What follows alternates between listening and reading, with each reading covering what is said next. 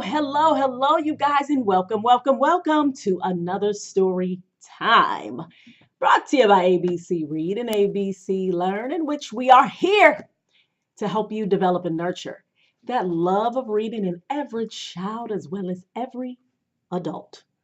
How are you doing out there today, evening, real early in the morning, real late at night, whatever time of day it is, wherever you are around the globe? I hope that you all are doing absolutely swell. And I hope that you all have read or you're planning to read for at least 30 minutes, all right? Well, that's what's up. And before we get started with our reading today, I would like to share with you guys 6 things that good readers should do. All right. So these are 6 things that good readers should do. Now, of course, you may add to this list, okay? Or you may say, you know what, I found just 3 good things that a good reader does. But when I saw these tips, there was a video that was posted on my Facebook page. And there is a school called the Freedom Home Academy, and I believe they are in Chicago. And it is a African-centered school, all right? So it is a school that focuses on making sure that children of color, all right, children of the African diaspora, children of African descent, they are being taught in a way in which they can relate to the material, all right? So that is awesome because I definitely believe that when you are teaching children, you have to find out their different cultures that they are coming from, the nuances of that culture, meaning the different things that are special and unique to that culture, and finding out the ways in which the children from that culture learn best, how they are able to get the information and retain it, keep it best. And so I am definitely pleased to see that school exists. And so, again, I wanted to share with you guys, this is where I got the tips from. So I'm giving them a shout out right now, Freedom Home Academy. All right. And so first was the first tip in being a good reader is predicting what the book is going to be about.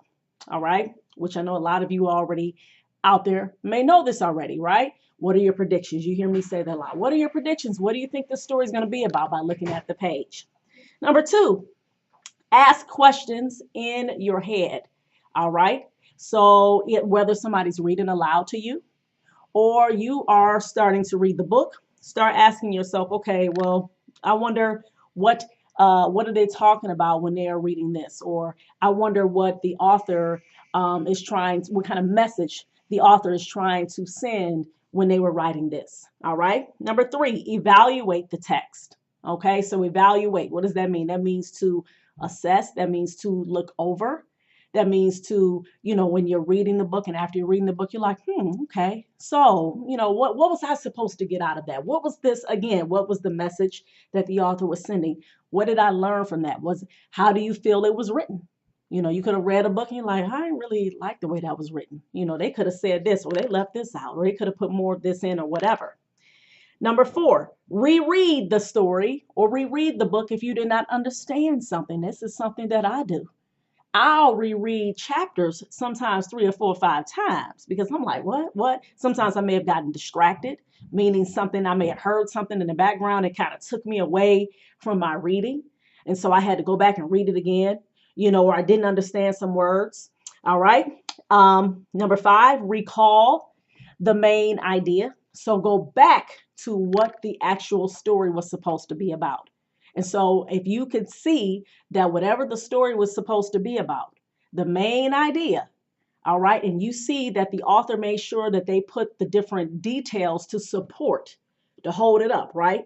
It's like the main idea is at the top and then they have the support system at the bottom, which is the details. They're holding that main idea up like, yes, this story is about to be how to start your own business.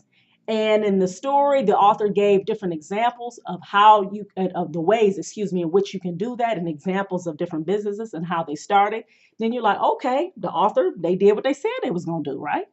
Then the last one is summarize, all right, what you have read.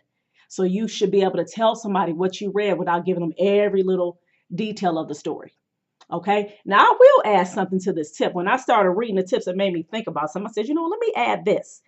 Usually, what I would do, especially if I'm reading a book that is a nonfiction book and it's a book that's trying to give me some different information about something, I will have my notepad and my pen next to me so that I can take some little notes on different things that I've read, or sometimes I have to write down the definitions of some words.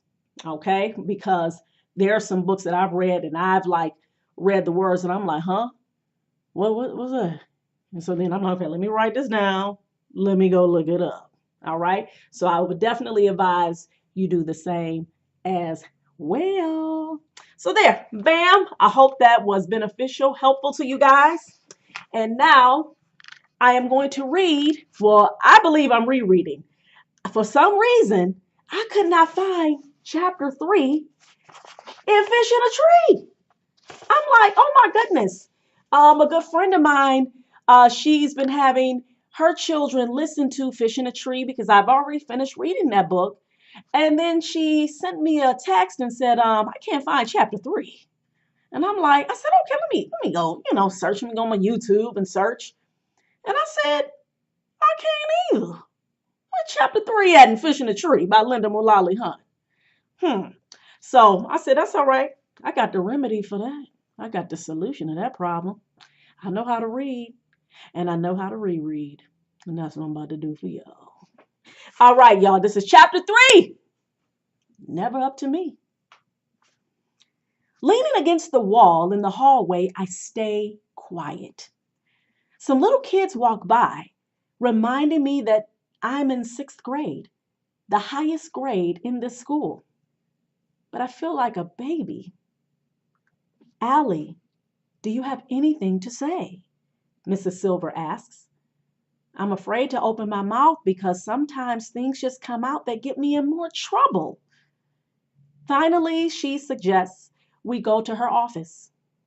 I sit in the principal's office staring out the window, silent.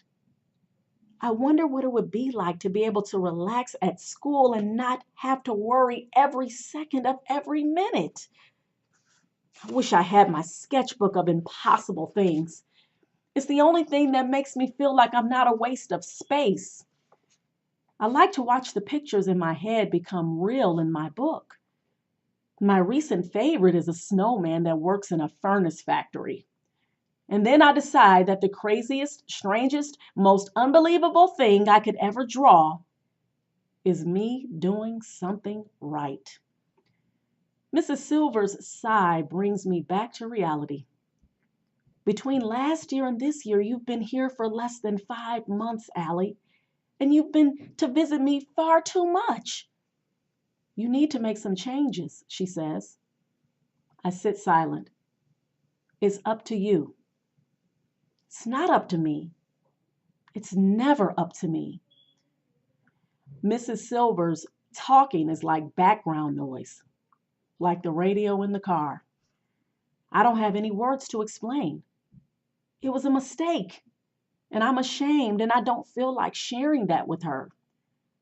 She takes a breath. Did you think it would be funny? I shake my head. Did you want to hurt her? I look up quick. No, I wouldn't hurt her. And I wonder what I've wondered before. Should I just tell her? It's like my chair is over a trapdoor and there's a button to drop myself. I want to, but I'm afraid. I look up at her, looking at me all disappointed again. And I think that there's no use. They already think I'm a pain.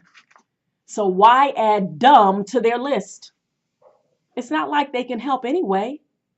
How can you cure dumb? And so I look out the window again, remind my mouth to keep shut. I've learned from the 7 different schools I've been to that it's better to stay quiet. Never argue unless I really have to. I realize that both of my hands have curled into tight fists, and Mrs. Silver is looking at them.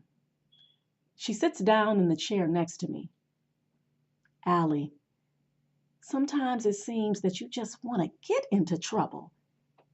She leans forward a bit. Do you? I shake my head. Come on, Allie. Tell me what's going on. Let me help you. I look at her quick and then away. I mumble. No one can help me. That's not true. Will you let me try? She points at a poster on the wall. Can you read that for me, please? She says. Out loud. The poster shows two hands reaching for each other. Great. Probably some sappy saying about friends or sticking together or whatever. I don't even have any friends. Come on, Allie. Read it for me, please. The letters on the poster look like black beetles marching across the wall.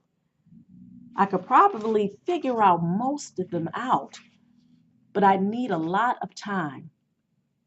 And when I'm nervous, forget it. My brain goes blank like an Etch-a-Sketch turned upside down and shaken, gray and empty. Well, what does it say? She asks again. I don't need to read it to you. I get it, I say, trying to bluff, staring her dead in the eyes. Believe me, I know all about it already. I don't know about that, kiddo. I think you might need to work on it a bit. Now I wish I knew what the poster said.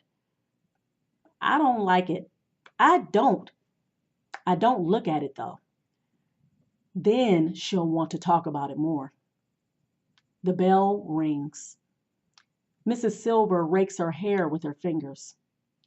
Allie, I don't know if you thought the card would be funny or you are upset that Mrs. Hall's leaving or what, but it feels like you've crossed a line this time. I imagine myself crossing the finish line, my body breaking the bright red ribbon, the crowd cheering as confetti spins through the air. But I know this is not what she means. As of Monday, your new teacher will be Mr. Daniels. Let's try to avoid any negative consequences, okay? I think about how me avoiding consequences would be like the rain avoiding the sky. She waves me out, and as I stand, I look at that poster again. I wish I knew what it was I should learn, because I know that I should know a lot more than I do. She sighs as I leave her office, and I know she's tired of me. Even I'm tired of me. As I run from the office, the hallways are filling with kids. I head back to my classroom to apologize to Mrs. Hall before the buses leave. I run up behind her, tap her on the shoulder. When she turns and looks at me, her face goes sad before straightening out. I stand there thinking how sorry I am, hoping she doesn't think I'd wish anything bad on her baby. But I can't find the words. My mind does the etch and sketch thing. Blank. What is it, Allie? She finally asks. She puts her hands on her big belly like she needs to protect it. I turn and run out of the room, down the hall and out of the front door. The buses are pulling away without me. But that's the way it should be, I guess. I deserve to walk all that long way and all by myself. All by myself. Oh, I'm sorry. I just wanted to say that. But yeah, y'all. Oh my goodness. Y'all know what it is. Like I said, I was just rereading chapter 3 for my good friend. And I hope that you all enjoyed that chapter. And y'all can go and listen to the other chapters to find out what's going on. For my new subscribers, please start off, obviously, chapter 1, 2. I just uploaded chapter 3. And I believe there are, let's see, how many total chapters in this book? There are, it's coming, y'all. It's coming. I think it's 55, I believe. 51. There are 51 chapters. Okay. So I hope that you all enjoyed that chapter, and I hope that you all continue to listen to the rest of the book and continue to please keep reading for at least 30 minutes a day. And I want to thank our new subscribers. I see them coming along, y'all. I appreciate y'all big time, y'all. All right, y'all. Talk to you later. Read to you later. My reading family. Peace.